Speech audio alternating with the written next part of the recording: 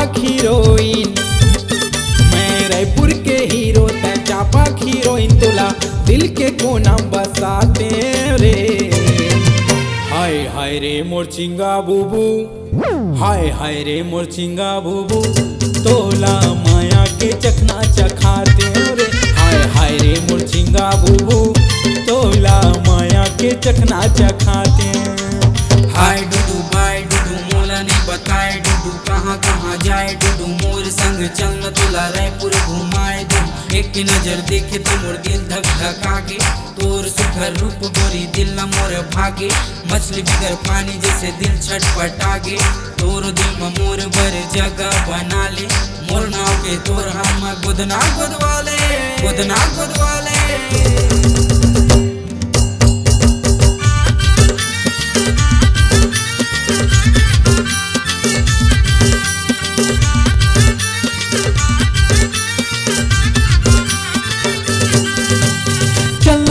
चलना तोला रायपुर घुमाए दूँ, दाई से मिलवाए दूँ, दादा से मिलवाए दूँ।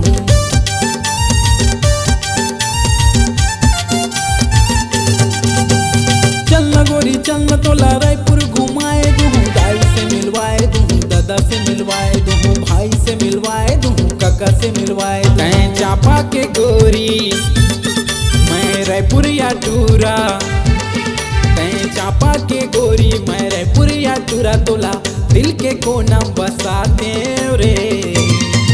हाय हाय रे मोर चिंगा बुबू, हाय हाय रे मोर चिंगा बुबू, तोला माया के चखना चखाते रे, माया के चखना चखाते।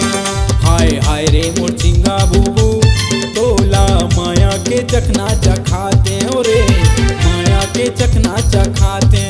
मैं रायपुर के हीरो तैं चापाक हीरोइन, मैं रायपुर के हीरो तैं चापाक हीरोइन, तोला दिल के कोना बसाते रे। हाय हाय रे मोर चिंगा बुबू, हाय हाय रे मोर चिंगा बुबू, तोला माया के चखना चखाते रे, माया के चखना चखाते।